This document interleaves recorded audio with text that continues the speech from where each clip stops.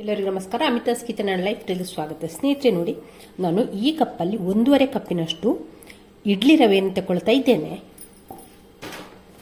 1 cup ಹಾಕಿದೆ. ಇವಾಗ ಇಲ್ಲಿ ಅರ್ಧ ಕಪ್ಪನ್ನು ಹಾಕ್ತಾ ಇದ್ದೇನೆ. ಇದು ಇಡ್ಲಿ ತರಿ, ಯಾವುದೇ ಬ್ರ್ಯಾಂಡ್ ಇದ್ದು ಕೂಡ ಆಗ್ತದೆ. ಇವಾಗ ಇದಕ್ಕೆ ನಾನು ನೀರನ್ನು ಹಾಕಿಕೊಳ್ತಾ ಇದ್ದೇನೆ. ಜಾಸ್ತಿ ನೀರು ಹಾಕಿ ಒಂದು 3 ಸಲ ನಾವು ಇದನ್ನು ಚೆನ್ನಾಗಿ ತೊಳ್ಕೊಳ್ಬೇಕಾಗ್ತದೆ. ಚೆನ್ನಾಗಿ ತೊಳ್ಕೊಂಡ್ರೆ ಉಂಟಲ್ಲ, ಈ ಬಿಳಿ ಇಡ್ಲಿ ನಮಗೆ ತುಂಬ ಬಿಳಿಯಾಗಿ ಸಿಗ್ತದೆ. ಹಾಗಾಗಿ 3 ಸಲ ಒಮ್ಮೆ ಚೆನ್ನಾಗಿ ನೀರು ಹಾಕಿ ತೊಳೆಯುವ. ನೋಡಿ, ಫಸ್ಟಿನ ನೀರನ್ನು ತೆಗೆಯುವ. ಇಲ್ಲಿ ನೋಡಿ, ಅಕ್ಕಿ ತರಿಯನ್ನು 3 ಸಲ ಚೆನ್ನಾಗಿ ವಾಶ್ ಮಾಡಿಕೊಂಡಿದ್ದೇನೆ. ಅಕ್ಕಿ ತರಿ ಮುಳುಗುವಷ್ಟು ಮಾತ್ರ ನೀರು ಉಂಟು ನೋಡಿ. ಸ್ವಲ್ಪ ಅಕ್ಕಿ ತರಿಗಿಂತ ಒಂದು ಸ್ವಲ್ಪ ಮೇಲೆ ನೀರು ನಿಂತುಕೊಂಡಿದೆ. ಇವಾಗ ಇದನ್ನು ಪ್ಲೇಟ್ ಮುಚ್ಚಿ ನಾವು 1 ಗಂಟೆ ಹೀಗೆ ಅಕ್ಕಿ ತರಿಯನ್ನು ನೆನೆಯಲಿಕ್ಕೆ ಬಿಡುವ. ಇವಾಗ ಇಲ್ಲಿ ನಾವು ಇಡ್ಲಿ ರವೆ ತಗೊಂಡಲ್ಲ, ಅದೇ ಕಪ್ಪಲ್ಲಿ ಅರ್ಧ ಕಪ್ಪಿನಷ್ಟು ಗಟ್ಟಿ ಅವಲಕ್ಕಿಯನ್ನು ಹಾಕ್ತಾ ಇದ್ದೇನೆ.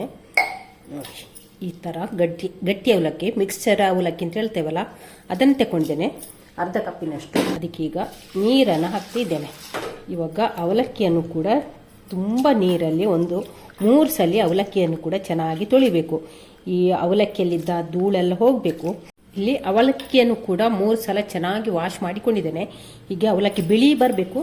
ನಾವು ಚೆನ್ನಾಗಿ ವಾಶ್ ಮಾಡಿಕೊಂಡ್ರೆ ಉಂಟಲ್ಲ, ಅವಲಕ್ಕಿ ಮತ್ತು ಅಕ್ಕಿಯನ್ನು ಚೆನ್ನಾಗಿ ವಾಶ್ ಮಾಡಿಕೊಂಡ್ರೆ ಇಡ್ಲಿ ಕೂಡ ಬಿಳಿ ಬರ್ತದೆ, ಮಲ್ಲಿಗೆ ಥರ ಬರ್ತದೆ. ಈ ಲೋಟದಲ್ಲಿ ಅಳತೆ ಹೇಳೋದಿದ್ರೆ ಅರ್ಧ ಲೋಟದಷ್ಟು ಮೊಸರನ್ನು ಹಾಕಿಕೊಳ್ಬೇಕು.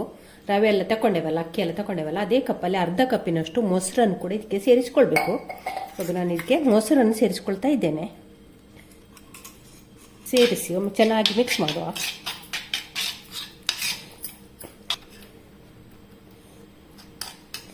ಇವಾಗ ಇಲ್ಲಿ ಅವಲಕ್ಕಿಯನ್ನು ಕೂಡ 1 ಗಂಟೆ ಹೀಗೆ ಮುಚ್ಚಳ ಮುಚ್ಚಿ ನೆನೆಯಲಿಕ್ಕೆ ಬಿಡುವ. ಇವಾಗ ನಾವು ಅವಲಕ್ಕಿಯನ್ನು ನೆನೆ ಹಾಕಿ 1 ಗಂಟೆ ಆಯಿತು. ನೋಡಿ, ಅವಲಕ್ಕಿ ಮೊಸರನ್ನೆಲ್ಲ ಹೀರಿಕೊಂಡಿದೆ. ಹಾಗೆ ಚೆನ್ನಾಗಿ ನೆಂದಿದೆ ಕೂಡ. ನೋಡಿ, ಹಿಟ್ಟಿನ ರೀತಿಯಲ್ಲಿ ಆಗಿದೆ. ಈ ರೀತಿ ಆಗಬೇಕು, ಚೆನ್ನಾಗಿ ಅವಲಕ್ಕಿ ನೆನಿಬೇಕು. ಇವಾಗ ಇದನ್ನು ನಾವು ಮಿಕ್ಸರ್ ಜಾರಿಗೆ ಹಾಕಿಕೊಳ್ಳ. ಇವಾಗ ಇದಕ್ಕೆ ನೋಡಿ, ಇಡ್ಲಿ ರವೆ ತಗೊಂಡೆಲ್ಲ ಅದೇ ಕಪ್ಪಲ್ಲಿ 1 ಕಪ್ಪಿನಷ್ಟು ಹಸಿ ತೆಂಗಿನಕಾಯಿ ತುರಿಯನ್ನು ಹಾಕ್ತಿದ್ದೇನೆ. ಬರೀ ಬಿಳಿ ಭಾಗವನ್ನು ಮಾತ್ರ ಹಾಕಿಕೊಳ್ಳಿ, ಹಾಗಾದರೆ ಮಾತ್ರ ಇಡ್ಲಿ ಚೆನ್ನಾಗಿ ನಮಗೆ ಬಿಳಿ ಬರ್ತದೆ. ಈಗ 1 ಕಪ್ಪಿನಷ್ಟು ತೆಂಗಿನಕಾಯಿ ತುರಿಯನ್ನು ಕೂಡ ಹಾಕಿಕೊಂಡಿದ್ದೇನೆ. ಇವಾಗ ಇದನ್ನು ರುಬ್ಬಿಕೊಂಡು ಬರುವ, ನಯವಾಗಿ ರುಬ್ಬಿಕೊಳ್ಳುವ. ಪೂರ್ತಿ ನಯವಾಗಿ ರುಬ್ಲಿಕ್ಕಾಗೋದಿಲ್ಲ, ಹಾಗೆ ಒಂದು ಸ್ವಲ್ಪ ನೀರನ್ನು ಹಾಕಿಕೊಳ್ತಿದ್ದೇನೆ. ತುಂಬ ನೀರು ಹಾಕಿಕೊಳ್ಳೋದು ಬೇಡ, ಒಂದು 1/4 ಲೋಟದಷ್ಟು ನೀರು ಹಾಕಿದ್ದೇನೆ. ತುಂಬ ಗಟ್ಟಿಗೆ ಕಡಿಬೇಕು. ತುಂಬ ನೀರು ಹಾಕಿ ತೆಳ್ಳಗೆ ಮಾಡಲಿಕ್ಕಿಲ್ಲ, ದಪ್ಪವೇ ಬೇಕು ನಮಗಿಲ್ಲಿ ಹಿಟ್ಟು. ಇಲ್ಲಿ ಅವಲಕ್ಕಿ, ಮೊಸರು, ತೆಂಗಿನಕಾಯಿಯನ್ನು ರುಬ್ಬಿಕೊಂಡಿದ್ದೇನೆ. ನೋಡಿ, ನಾವು ಉದ್ದಿನ ಬೇಳೆ ರುಬ್ತೇವೆ ಅಲ್ಲ, ಅದೇ ರೀತಿ ಅದೇ ಹದಕ್ಕೆ ರುಬ್ಬಿಕೊಳ್ಬೇಕು. ನೋಡಿ, ಹೀಗೆ ಗಟ್ಟಿಗಿರಬೇಕು. ಹಾಗೆ ನಯವಾಗಿ ರುಬ್ಬಿಕೊಂಡ್ರೆ ಆಯಿತು. ನೋಡಿ, ಈ ರೀತಿ ಮಾಡಿಕೊಂಡ್ರೆ ಆಯಿತು. ನೋಡಿ, ಹೀಗೆ. ಇವಾಗ ಇದನ್ನು ನಾವು ಪಕ್ಕಕ್ಕೆ ಇಟ್ಟುಕೊಳ್ಳುವ. ಇವಾಗ ಇಲ್ಲಿ ನೆನೆಸಿರುವಂಥ ಅಕ್ಕಿ ಏನಾಗಿದೆ ಅಂತ ನೋಡುವ. ನೋಡಿ, ಅಕ್ಕಿ ಚೆನ್ನಾಗಿ ನೆಂದಿದೆ, 1 ಗಂಟೆ ಆಗಿದೆ. ಇವಾಗ ಈ ಅಕ್ಕಿಯನ್ನೆಲ್ಲ ಅವಲಕ್ಕಿ ನೆನೆ ಹಾಕಿದಂಥ ಚಟ್ಟಿಗೆ ಇದನ್ನೆಲ್ಲ ಹಿಂಡಿ ತೆಗೆಯುವ. ನೋಡಿ, ಹೀಗೆ ಕೈಯಲ್ಲಿ ಚೆನ್ನಾಗಿ ಹಿಂಡಿ ರವೆಯನ್ನು ತೆಗೆದ್ರೆ ಆಯಿತು. ನೋಡಿ, ಹೀಗೆ ಪೂರ್ತಿ ನೀರನ್ನೆಲ್ಲ ಹಿಂಡಿ ತೆಗಿಬೇಕು. ಈ ರೀತಿ ಮಾಡಿಕೊಳ್ಳುವ. ಇವಾಗ ನೋಡಿ, ರವೆಯನ್ನೆಲ್ಲ ಹಿಂಡಿ ತಗೊಂಡಿದ್ದೇನೆ. ನೀರನ್ನೆಲ್ಲ ಚೆನ್ನಾಗಿ ಹಿಂಡಿ ತಗೊಳ್ಬೇಕು. ಇವಾಗ ಇದಕ್ಕೆ ನಾವು ರುಬ್ಬಿಟ್ಟಂಥ ಅವಲಕ್ಕಿ ಮತ್ತು ತೆಂಗಿನಕಾಯಿ ಮಿಶ್ರಣವನ್ನು ಇದಕ್ಕೆ ಸೇರಿಸಿಕೊಳ್ಳುವ. ನೋಡಿ, ಉದ್ದಿನ ಹಿಟ್ಟು ರುಬ್ಬಿದ ರೀತಿಯಲ್ಲೇ ಉಂಟು. ನೋಡಿ, ಈ ರೀತಿ ರುಬ್ಬಿಕೊಳ್ಬೇಕು, ಗಟ್ಟಿಗೆ ರುಬ್ಬಿಕೊಳ್ಬೇಕು, ಜಾಸ್ತಿ ನೀರು ಹಾಕಿಕೊಳ್ಬೇಡಿ ಫಸ್ಟಿಗೆ. ಇವಾಗ ಹಿಟ್ಟನ್ನು ಚೆನ್ನಾಗಿ ಕೈಯಲ್ಲೇ ಕಲಸಿಕೊಳ್ಳುವ.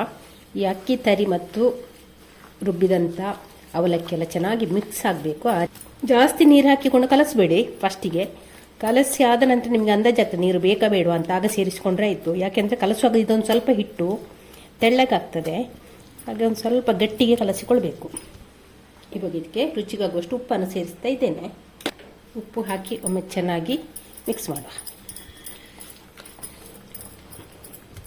ಒಂದೇ ಡೈರೆಕ್ಷನ್ಗೆ ಹೀಗೆ ಚೆನ್ನಾಗಿ ಒಮ್ಮೆ 5 ನಿಮಿಷ ಕಲಸಿಕೊಳ್ಳುವ. ಹಿಟ್ಟನ್ನು ನೋಡಿ ಚೆನ್ನಾಗಿ ಕಲಸಿಕೊಂಡಾಯಿತು. ಹಿಟ್ಟಿನ ಹದ ಈ ರೀತಿ ಇದೆ.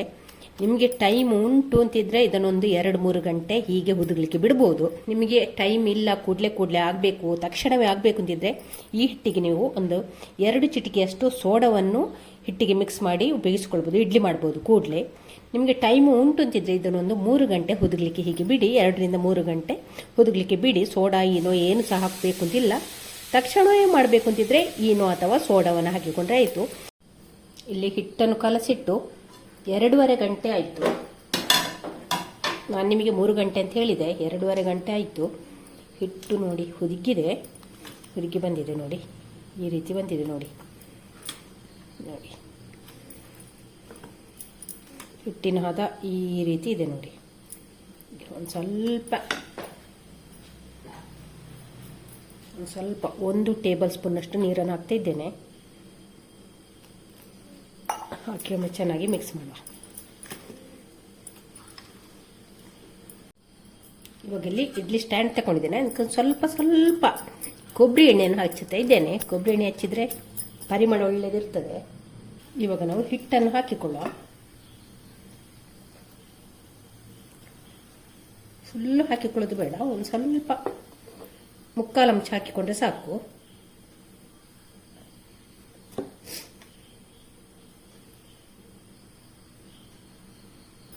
ಇಲ್ಲಿ ಸ್ವಲ್ಪ ಹಿಟ್ಟನ್ನು ಟ್ಯಾಪ್ ಮಾಡಿಕೊಳ್ಳ.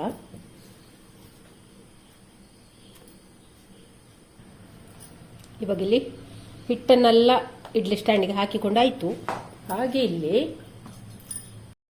ಕುಕ್ಕರಿಗೆ ನೀರು ಹಾಕಿ ಕುದಿಲಿಕ್ಕೆ ಇಟ್ಟಿದ್ದೇನೆ.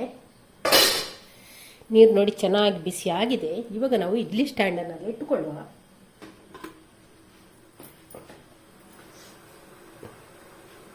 ಇಡ್ಲಿ ಸ್ಟ್ಯಾಂಡ್ ಇಡುವಾಗ ಅಷ್ಟೇ ಒಂದು ಟಿಪ್ಸ್ ನಿಮಗೆ. ಈ ಸೈಡ್ ಬರುವ ತೂತಿನ ಸೈಡ್ ಇದನ್ನು ಇಟ್ಟುಕೊಳ್ಬೇಕು. ಹೀಗೆ ಒಂದು ತೂತಿನ ಸೈಡ್ ಇಡ್ಲಿ ಬರುವ ಹಾಗೆ ಇಟ್ಟುಕೊಂಡ್ರೆ ಆಯಿತು. ಇದನ್ನು ಮುಚ್ಚಳ ಮುಚ್ಚಿ ಒಂದು 20 ನಿಮಿಷ ಬೇಯಿಸಿಕೊಳ್ಳುವ. 15-20 ನಿಮಿಷದಲ್ಲಿ ಬೇಯ್ತದೆ. ಇವಾಗ 20 ನಿಮಿಷ ಆಗಿದೆ. ಮುಚ್ಚಳ ತೆಗೆಯುವ. ನೋಡಿ ಎಷ್ಟು ಚೆನ್ನಾಗಿ ಬಂದಿದೆ ನೋಡಿ. ಇಲ್ಲಿ ನೋಡಿ ಬೆಂದಿದೆ ಇದು. ಇವಾಗ ಸ್ಟವ್ ಆಫ್ ಮಾಡಿಕೊಳ್ತಿದ್ದೇನೆ. ಹಾಗೆ ಇದನ್ನೆಲ್ಲ ಕೆಳಗಿಟ್ಕೊಳ್ಳುವ.